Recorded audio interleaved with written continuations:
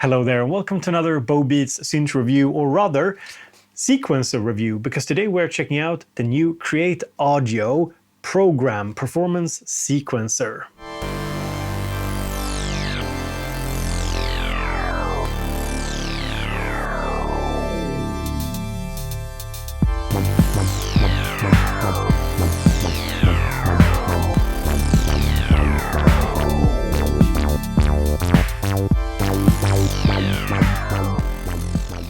The program sequencer has 8 drum tracks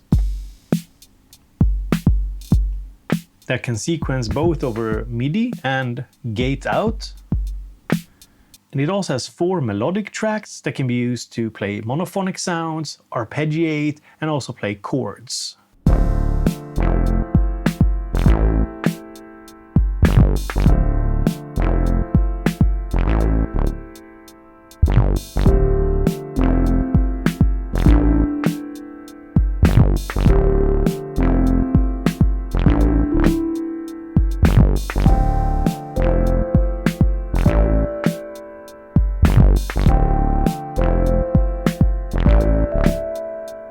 But it's important for me to get across, the chords are actually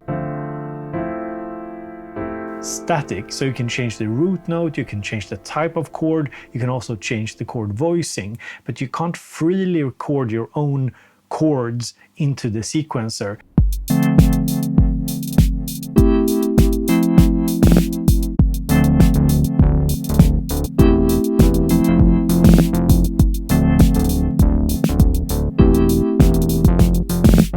And I think that the best part of our program is that it feels very musical. It's easy to get going with, it's easy to get musical results out of it. And the worst part is probably all the shift commands. Use Alt here to access secondary functions, and there's just a lot of them to learn. But let me just show you one really cool musical function, and that's the recall function.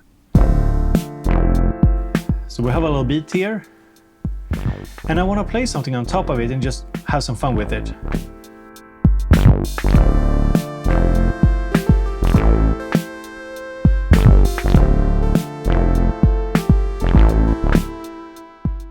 And I thought that was kind of cool, so I'll hit Alt and record, and it should now recall that sequence.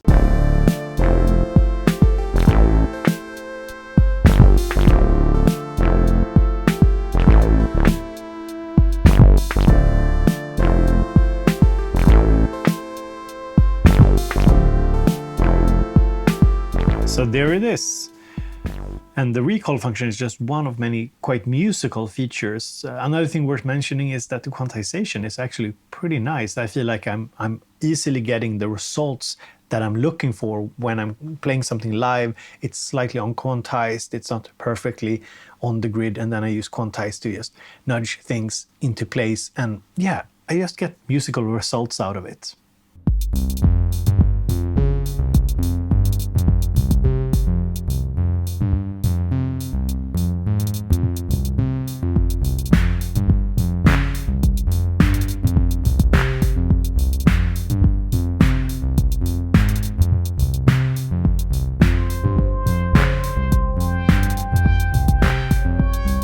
The sequencer itself has 32 steps physically here, but you can extend it up to 64 steps and then use the page button here to go between pages. You can also save your sequencers. So there are actually 2 pages here, so I think 64 slots for saving sequences, and the sequences can be chained into a basic song structure. It's not an advanced song mode, but you can select which sequences and how many times they're repeated in a chain.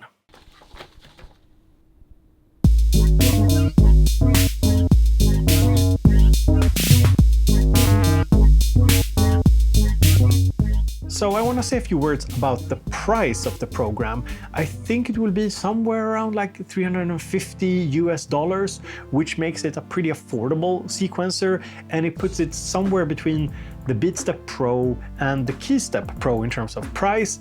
And it's also where it sits in terms of functionality. It's deeper, definitely more complex, and has more tracks than the BeatStep Pro. And while the KeyStep Pro doesn't really have more features than the program, it does have one thing up its sleeve, and that is polyphonic tracks. So you can actually record polyphonically into its sequencer. So that would be a reason to get the KeyStep Pro over the program, but I think the program is far superior to the BeatStep Pro. And yes, since some people will ask about this, we have the Oxy one, the Heatpacks, and the Relic. And these are all way more expensive, like 3, 4, 5 times more expensive. So they're not even comparable. So if you already have one of those sequencers or looking for something in that price range, this can't really compete, but it's still very good for the money you're paying for it. Before I show you my little synth setup that I did with the program, I want to talk about today's sponsor, Synth. It's a music store for synth lovers by synth lovers. They focus on synths and music gear that you won't find in the big stores. Synths from small manufacturers like this synth from Michigan Synthworks, the Metal Fetishist, the Swenergizer, and if you just happen to sold your car and want to spend that money on a synth, why not get the new PPG synthesizer that you know that you always wanted? So go and check out Synth, and yeah, that's the sound the kick drum makes. They're linked in the description. Go and check them out, you support the channel. In terms of I/O, it's what you see up here. There's nothing on the back except the power input and the power switch, and you have the 8 drum triggers for the 8 drum tracks, but they can also send over the TRS MIDI out. Then you have pitch, CV, and gate for sequence 1 and sequence 2. So with the current setup, sequence 1 is sending pitch and gate. And they are identical except that sequence 1 and 2 can send pitch, CV, and gate. And then you have the chance input, which lets you send in CV into the device to randomize the patterns using the variation control, more about that later. And then we have reset in, reset out, we have MIDI in on a TRS jack, and we have MIDI out on a TRS jack, clock in and clock out. And that's pretty much it in terms of I/O. A good thing to note, if we zoom out a little bit here, you do get this TRS to MIDI adapter with the unit, but you will need some sort of MIDI through box or MIDI splitter in order to connect more pieces of gear via MIDI, because there's only one output jack and you need to split it to connect a big setup like this. So to showcase this little sequencer, I have actually connected quite a few things here on the table. So we have the drum brute impact, Protein from Waldorf, we have the A1 from GRP synthesizers, and they actually discontinued this recently, and we really need like a Mark II unit. We have a MIDI through box, something that you need with this unit in order to split the MIDI to multiple synths, and we have a portable battery-powered stereo mixer from Basel called the Bestie. We have the Astro Lab here because it's always fun to bring in some pianos maybe or something. And I think that the biggest strength of the program is that it's quite immediate. It sits somewhere between like the BeatStep Pro and the KeyStep Pro in terms of what it can do. And it's actually quite fun and immediate to make music with. Let me show you. To make music, we have 2 modes, step and live. If we select step, we can select the drum 1 here and put down a little kick like so. If you want to, you can extend the sequence up to 64 steps by pressing Alt here and pattern length. And now all of the tracks are selected and we can just go 64, press Alt again to go out. And now if I press page, we're looking at the first 32 steps, press page again, and we can see the next 32 steps. And a little variation. We can also live input.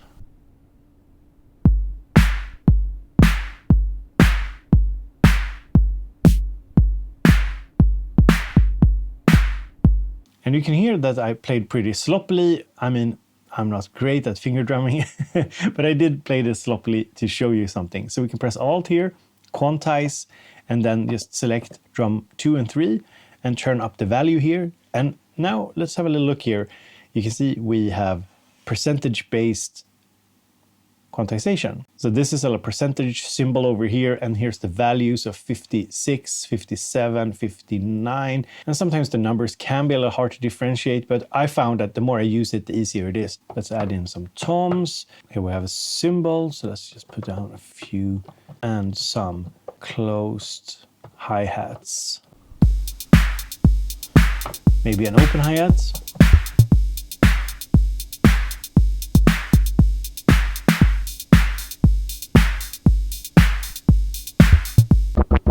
have the A1 synthesizer.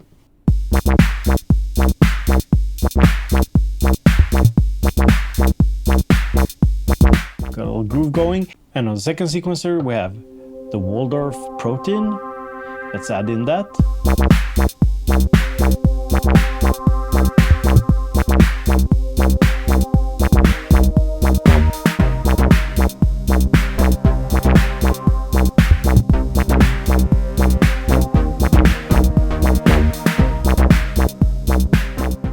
Some of you might have noticed that there are these knobs here. These knobs are actually used for multiple different things and at multiple different levels.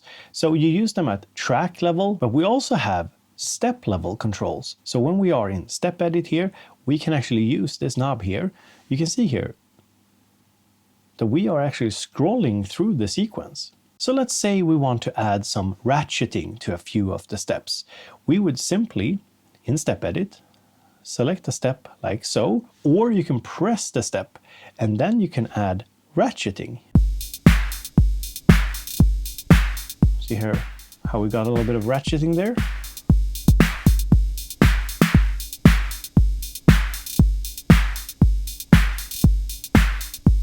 But we might not want ratcheting every time it plays, so we can change the condition. We are changing whether it plays on the first time the sequence loops or the second time it loops. If we turn it up, it's first time of 3. So we can have it, for example, every other, or 1 in 3, or multiple ones in 3. So you can see how the graphics change, and it is actually quite visible. It might not be super visible on screen when I'm video recording this. And let's do something similar for the snare. Now, what else can you do on the step level? Well, you can select the step and you can shift it. So you can go positively, shift the step in time positively or negatively. You can also select a step and change the gate length. Now on the track level, the shift basically shifts the entire sequence.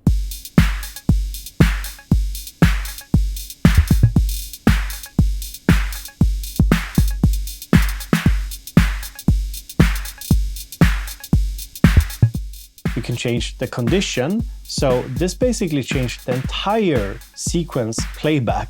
So when you're changing the sequence condition here, it's playing the entire sequence either 1 time out of 2 or 1 time out of 3 and so on, as I talked about before. So you can see here, we're changing it for the entire sequence. So we can have the sequence play 1 time, and then basically mute for an entire 64 steps, and then play again for an entire 64 steps. So every other time, for example. And when we're controlling the entire track, the ratchet knob basically controls the roll step length. But there is even more you can do. By holding Alt, we get to the variation setting. So variations are basically like randomizations of these knobs. So we can create shift variation, randomizing the shift, randomizing the length. We can randomize whether or not a step is being triggered. We can randomize the ratchet for a step. And we can even randomize whether or not the alternate MIDI note that we set up will be used and the CV and CC will be used. And before I show you a bit more with the melodic tracks, here's just a drum beat.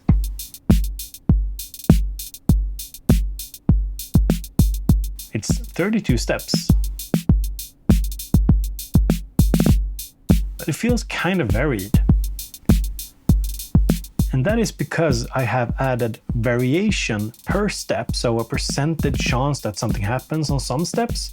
And for example, if I go to the kick drum here, you can see that we have multiple kicks here that won't trigger every single time because I set a condition to them. Same here with the snare. We could, for example, do some sort of build up here, I guess. So if I set this to once every 4th time the sequence repeats, there should come a little build up here. Something like that. I'm not sure if that sounded good, but I think you get the idea. So every 4th time the pattern loops, these will trigger. Yeah, something like that. And also, of course, I want to note that you can, for example, set the length of the pattern. So this pattern here is only, I think, 13 steps. So you just hit pattern length and then select just the one track here, and then you can change the length of that particular track.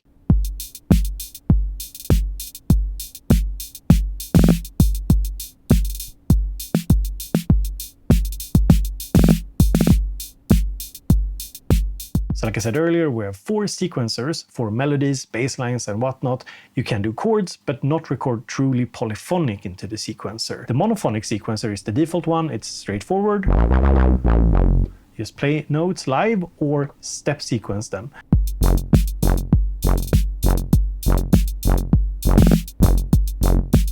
So when we have a bass line like this, we can use these knobs in step mode to, for example, add in a note and then change the pitch. Otherwise, it's very similar. We can shift notes back and forward and change length, change the condition here. Again, same as we had before.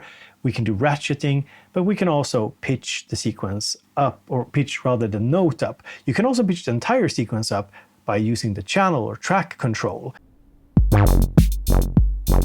So if we are here in live mode, we can just pitch the entire track up or down.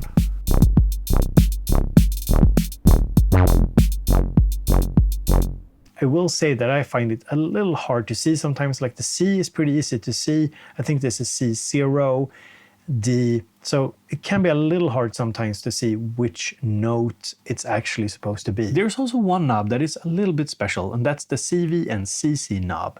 What it lets you do is have one CC per melodic track. You set that CC on the track level, and then if you go into a step here, you can actually set the level, so how much is being sent to that CC. So if you set it up to control a filter, you can open up the filter on that particular step. But you can also use it for CV control on tracks 1 and 2. So here I've connected the output, the CV out here, into the filter control.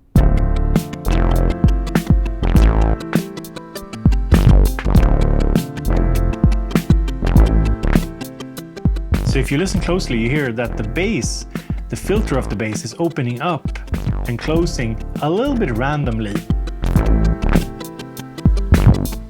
And that is because I have firstly selected a step and it's set how much voltage is being sent out. So from 0 up to 127 here, the max value.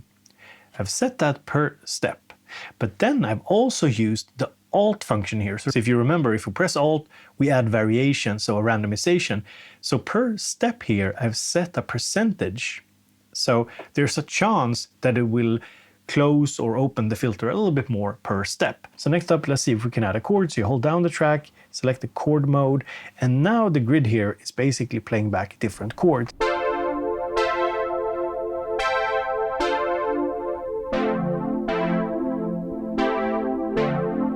And what you can do is you can actually use the pitch here to increase the number of notes in the chord. I'm going to start over with the bass line and just find some nice chords with the sequential form.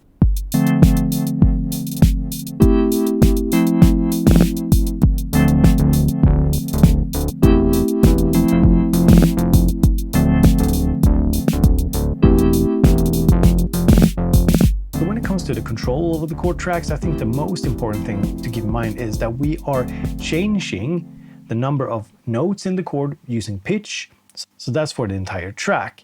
And then when we're in the step mode, we are using pitch to change the root note of the chord. And then in step mode, when we're holding down Alt, changing the variation, we are also changing the voicing of the chord. So here I've changed the voicing of this chord here. Just a small change, but you can also go a bit more crazy. If you hold down Alt when you haven't selected a step, you can basically turn up pitch here to randomize the voicing.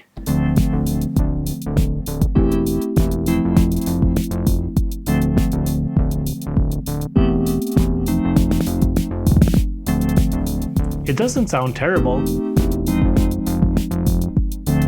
You can actually come up with some funky stuff this way, but yeah, personally I like a little bit more control over what I'm doing. And another couple of things to mention is we can of course mute the individual tracks. We can change the direction of the sequencer, backward, forwards, and so on. And there is also the ability to copy steps and copy sequences onto other sequences. There's also a nifty recall function that lets you basically recall whatever you just played. So say I have this little groove going here, and I like this. You just hit Alt, recall, and the sequence. And there it is. There is currently a bug, however, so when you're recording in chords in the sequencer, they're actually 1 octave lower than what you recorded, but I know that they're working on a fix for this. But thankfully there's some smart octave up and down here, so you can just hold down a sequence and press octave up or octave down here in order to change the octave of that sequence, or go into step and just hold a step and press octave up and down to change the octave of that particular step. And then we come to the arpeggiator, and I'm just going to mute a few things here and basically hold down the pad here and turn the knob, and it says ARP, and then you can press play and play the arpeggiator.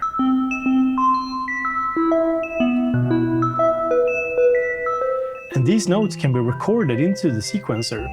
And there's also different options here. So we can, for example, change the octave range and the type of arpeggio from up, down, and to random, and so on.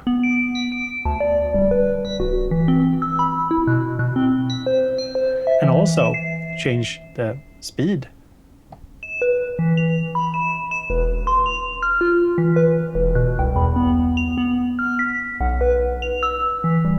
And the condition. So when I hold down the notes here and we turn, you can see that we get the same view as we did before with the different conditions. But instead, I think what it's doing is it's removing certain steps in the ARP.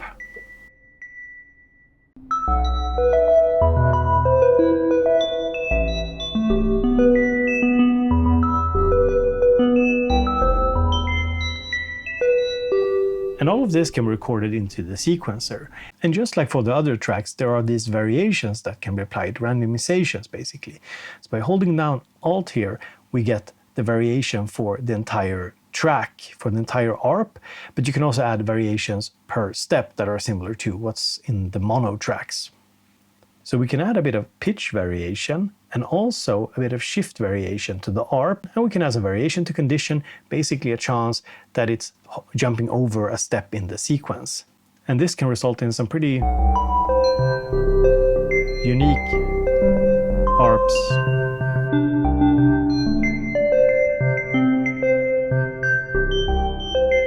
Now, whether or not it's musically relevant for you and your style, that's kind of up to you, but I think it's at least well implemented.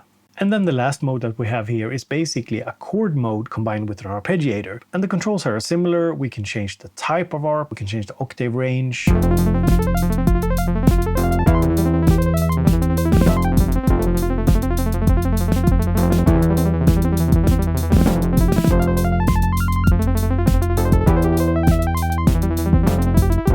I mean, something like this maybe, I don't know. I quite like the randomized madness that you can get here.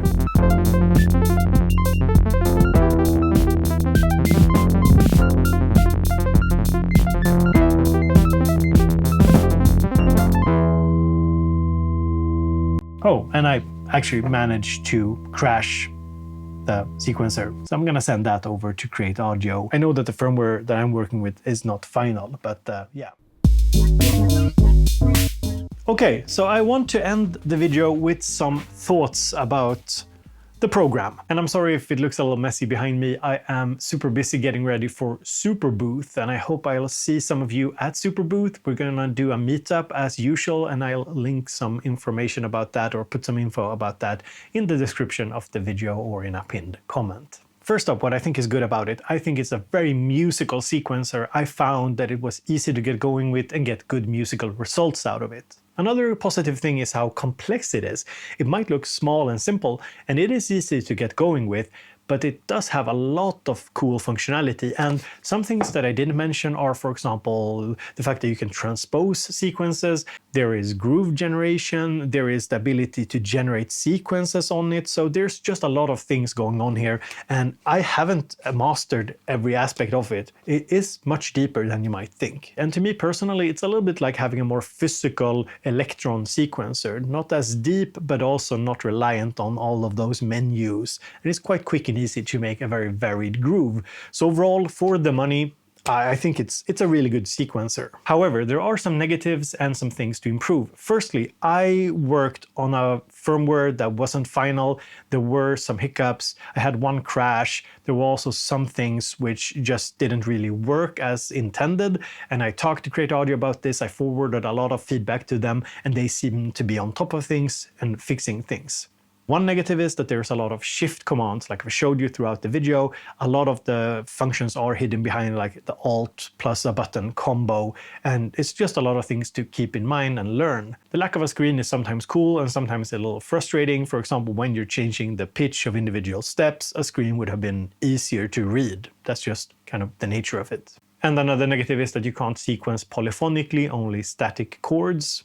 Another negative is that there's very little CC control over external gear. Yes, you can have the one CC per track, but that's about it. But then again, at this price level, I wasn't expecting a lot more, but it's just something that you need to be aware about. If you want to control your external gear using CCs, like you can on an Electron sequencer or a more advanced sequencer, then this just doesn't have it. And on the firmware I'm using, you can't set the MIDI channel for the drum tracks, but Cre8Audio has promised that they will add that functionality, because if you want to use it with, say, an Electron sequencer, you need to be able to set individual MIDI channels per drum track, not just have one drum track for all of them. And also on my firmware, the arpeggiator wasn't really working 100%. It was like the timing was a bit off. It just felt weird. I couldn't get it to like play nicely with the other stuff. It didn't sync up properly. But fortunately, they are coming out with a new firmware, I think like today when this video is releasing, that should be fixing this. So it's just something I want to mention it, but I do think it will fix it. I see no reason why they wouldn't. So overall, I've had a lot of fun with this. It's a good sequencer for the money. So yeah, this gets the Bobeats seal of approval if they fix the firmware, which I think they will. So go and check it out if you want to. And as always, thank you for being here. And yeah, been doing synth videos for 10 years. Hope to be doing it for another 10. And yeah, hope to see you in the next video.